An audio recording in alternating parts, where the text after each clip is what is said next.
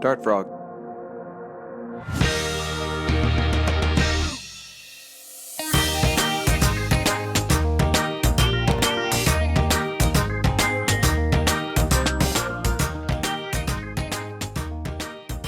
Welcome, welcome, welcome. It's time for another dose of the medicine known as Not Your Mother's Goose.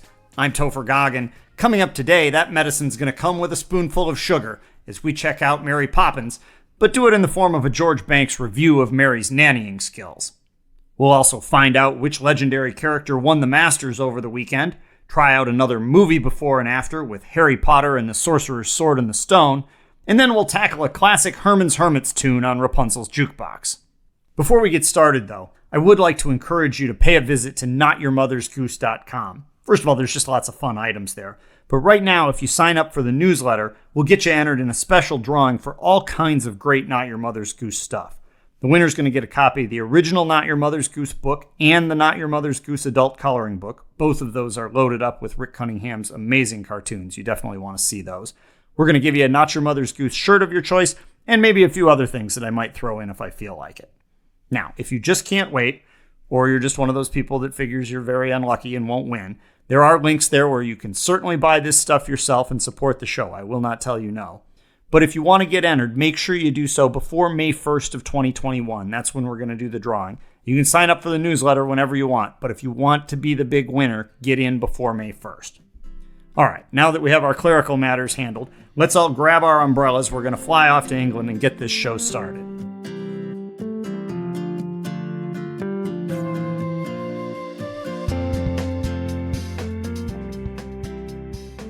Mary Poppins. So listen, I absolutely love Mary Poppins. It is one of my all-time favorite movies, possibly because I got to see it many, many, many times when I was younger, thanks to my little sister deciding it was the only thing she would watch when she was at home sick from school.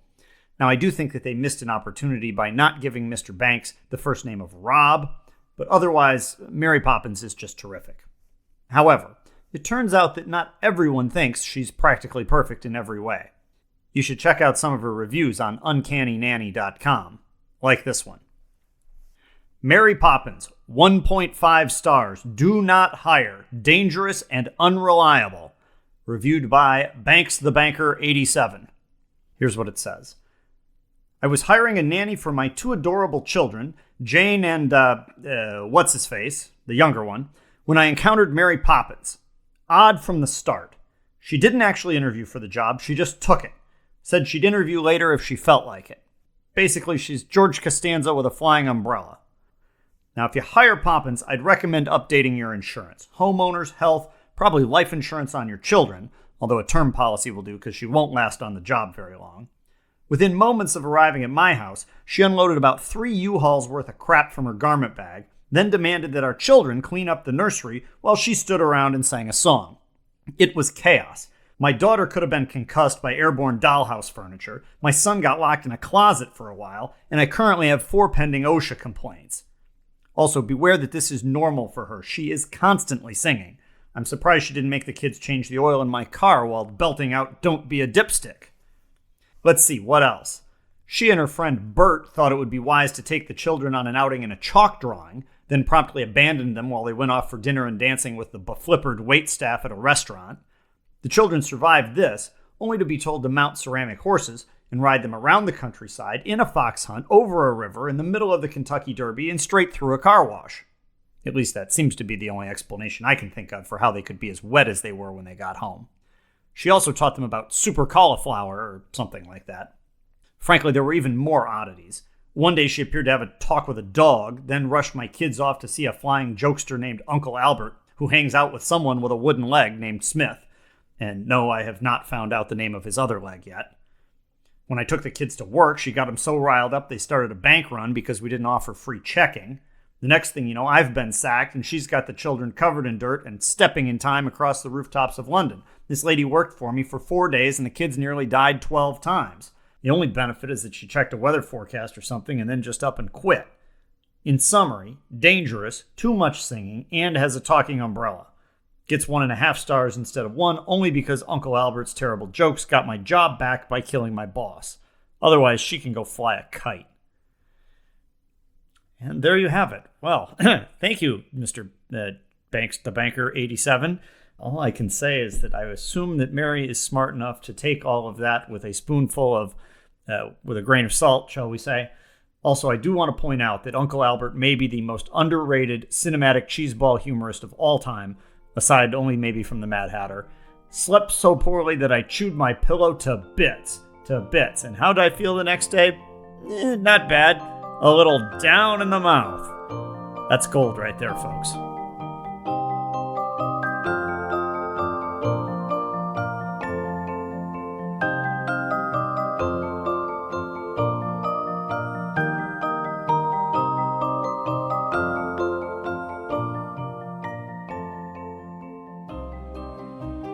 It's time for our latest look at the news. There's a lot going on in the world, and I'm not just talking about little Jack Horner being named as the latest guest host of Jeopardy! Well, I guess he does already have the whole sitting in the corner thing figured out. Let's take a look at the other headlines, and then we'll head over to the sports desk for the latest. Sheriff Woody facing re-election challenge from Barney Fife and Buford T. Justice. Dumbo accidentally steps on Mr. Peanut. And in breaking news from overseas, Frere Jacques claims gold. After the IOC added breakdancing to the event list for the Tokyo Olympics, everyone wondered what sport would be next. But when competitive sleeping got the nod, no one suspected that a little-known French priest would bring gold back to Paris. Frere Jacques stunned the analysts with his championship performance, sleeping for some 14 hours straight, including snoozing through the jet engine round and the notoriously difficult Billy Ray Cyrus challenge. Advancing to the finals against American sleeping superstar Rip Van Winkle, both competitors sawed logs through 14 different screaming infants and one yapping dog. The tables turned, however, in the mom steps on a Lego battle, with Van Winkle bolting awake in terror and ceding the title to the Frenchman. Interviewed afterwards, Jacques credited an intensive training regimen with morning bells for getting him ready for top-level competition. He also acknowledged that he never stood a chance until Sleeping Beauty was disqualified after failing a melatonin test in the qualifying rounds. We'll take a quick break, then be back with the latest from the world of golf. Do your joints creak like a rusty gate?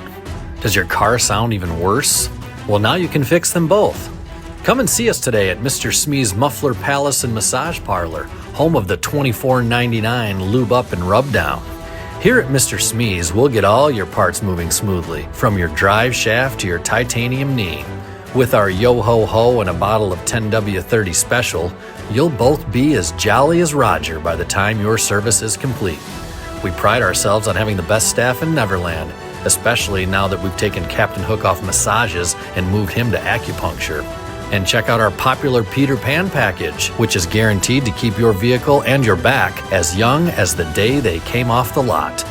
Why sit in your car during an oil change when you can get a full body massage at the same time? Come on down to Mr. Smee's Muffler Palace and Massage Parlor. Anyone who says they're better is a total crock.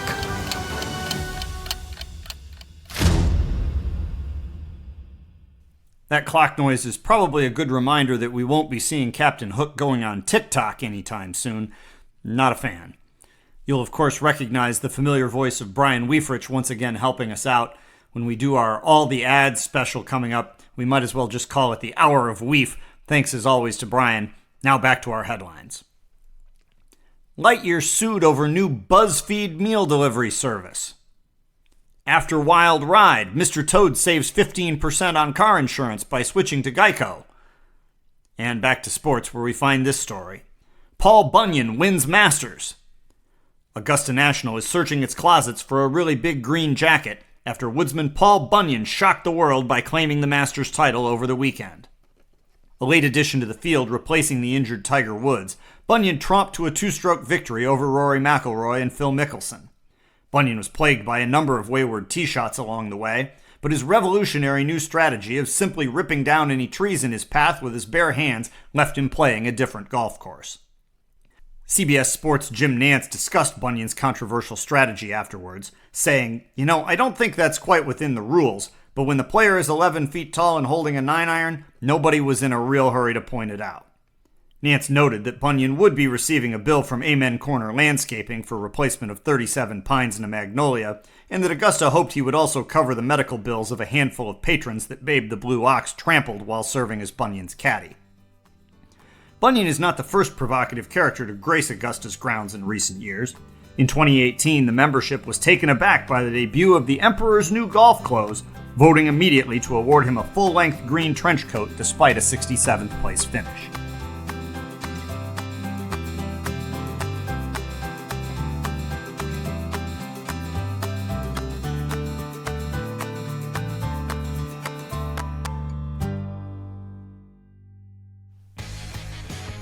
Hey, it's the Little Red Hen, and I just finished baking my bread, and now I will be eating it while I listen to Not Your Mother's Goose. Alone.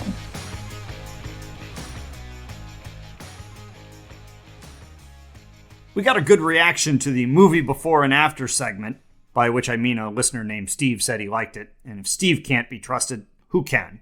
So let's try another. We move from The Empire Strikes Back to the Future into the Wizarding World, where soon on the silver screen you'll be watching Harry Potter and the Sorcerer's Sword in the Stone. Here's what to expect. As Albus Dumbledore heads for a 2-week vacation in Las Vegas, everyone wonders who he will leave in charge of Hogwarts. Suddenly, a giant anvil appears in front of his office, encasing the legendary sword of Godric Gryffindor. An inscription states that the first person to remove the sword will become temporary Hogwarts headmaster, plus receive a 25% cut of Dumbledore's blackjack winnings upon his return. Excitement surges through the castle as students and staff alike get in line to take their shot at glory and power. Of course, Hermione Granger just walks by and nonchalantly removes the sword, but she quickly puts it back, pointing out that she has far too much homework to be headmaster right now. The other participants are far less successful. First, Severus Snape's attempt to loosen the sword with a potion called WD-40 fails after Dean Thomas hides the little red straw. Gilderoy Lockhart then points out that he has removed many sharper swords from larger stones in the past, but then remembers a pressing appointment to get the oil changed on his broom and indicates he'll work on it later. Even Harry comes up short when Expelliarmus fails to dislodge the sword. Things then turn from bad to worse, and it's not just because Percy Weasley indicates that he'd gladly fill in until a leader is found. Mr. and Mrs. Weasley are forced to rush to Hogwarts after Fred and George throw out their backs and end up in the hospital wing.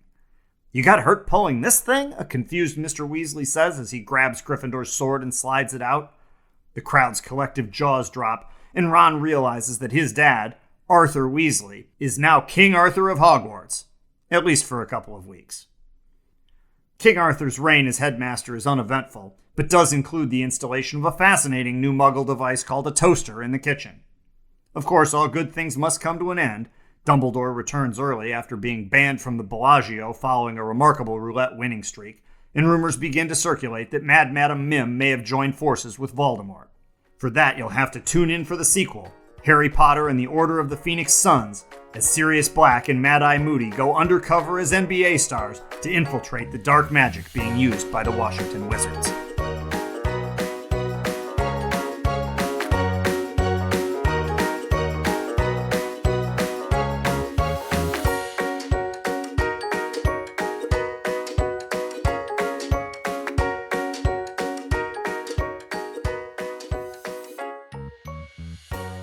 The Mr. Man.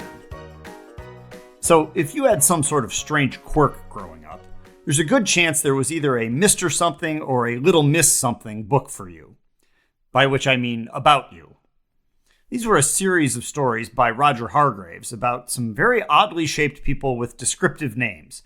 Names like Mr. Happy, Mr. Helpful, Mr. Tickle, Mr. Uppity, seriously, and of course Little Miss Chatterbox. Now, each of these characters embodied their name, except perhaps for Mr. Clever, who everybody knew was a total moron when the cameras weren't running. Most of these folks ended up getting their comeuppance because of whatever their strange trait was, which was probably a tip that you shouldn't aspire to be your town's version of Mr. Grumpy. As a closer example, let's take a look at Mr. Noisy.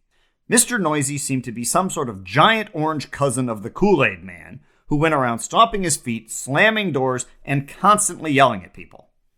I specifically remember being a big fan of reading the page where Mr. Noisy would visit the butcher shop and announce, in all caps, I would like a piece of meat.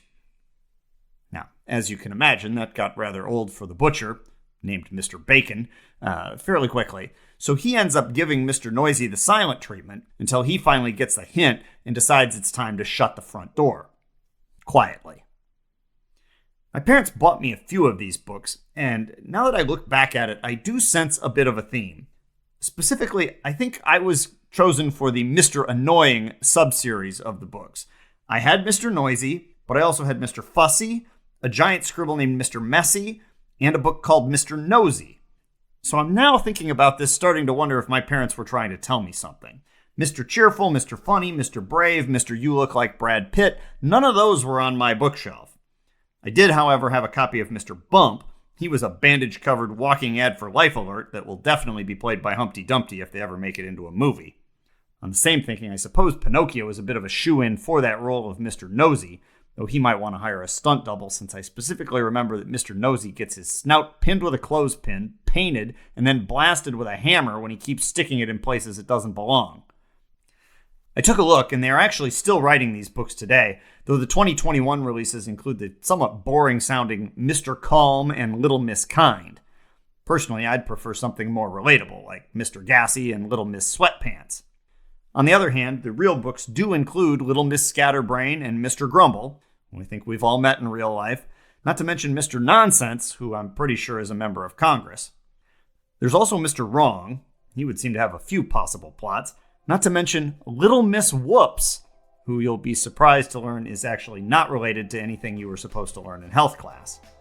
In reality, about the only name they haven't covered yet is Mr. Mister, and of course we know he's off somewhere singing about broken wings. I do wonder what shape he would be, though.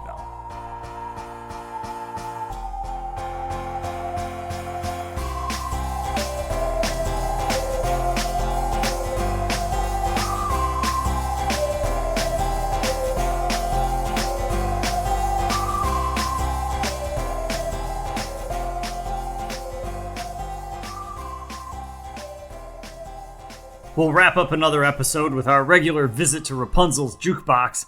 If you didn't get a chance to listen to our previous All the Music episode, I do hope you'll check it out. Lots of tunes, plus a chance for you to actually meet Andrew Mitchell and learn about his group, The Other Ship. Andrew has tackled another song for us this week, and of course there's a story behind it. I was literally driving to the dentist when the old catchy Herman's Hermits song, I'm Henry VIII I Am, came on the radio.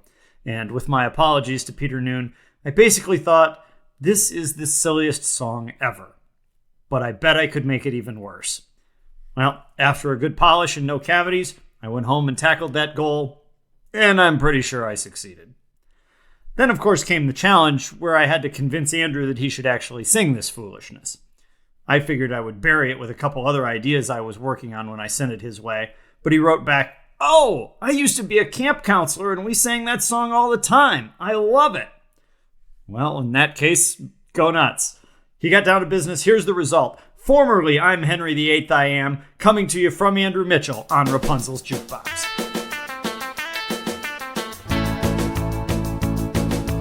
I'm Mary with a little lamb, Mary with a little lamb I am. I went walking to the school and the store, every time the lamb was at the door, and all the thing does is follow me, follow me. I think it's gonna get me in a jam, no jam, cause a stupid lamb just follows me. Mary with a little lamb. Second verse, not like the first. I'm Little Red Riding Hood, Little Red Riding Hood, all good. I went walking to my granny's next door.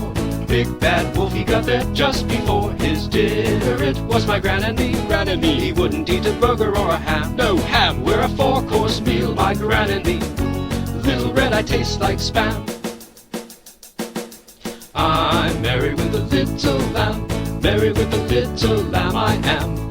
I went walking to the school and the store, every time the lamb was at the door, and all the thing does is follow me, follow me. I think it's gonna get me in a jam, no jam, cause the stupid lamb just follows me. Mary with a little lamb. M-A-R-R-Y. Mary with, Mary with, Mary with a little lamb I am. Mary with a little lamb. Andrew Mitchell with another great performance here on Rapunzel's Jukebox. And that is only one R at the end. That's M-A-R-Y, sort of pirate style, I think. Not two R's. We know how to spell, in theory. Anyway, stay tuned for more from Andrew. We've got some more ideas in the hopper coming soon. For now, though, thanks for joining us on another episode of Not Your Mother's Goose. Up next, another special show where instead of all the songs, we're going to package up all the ads, plus a few new fun things, so stay on the lookout for that. It's coming soon. In the meantime, remember to head over to notyourmothersgoose.com and get signed up for the newsletter drawing for all kinds of fun stuff, the Not Your Mother's Goose book, the adult coloring book, and some other great stuff that I'm just collectively calling goose crap. That'll do it for today. Thanks again for listening. For Andrew Mitchell, Brian Weifrich, Mary Poppins, and Mr. Smee, I'm Topher Goggin, saying so long, the goose is loose. We'll see you again soon on more Not Your Mother's Goose.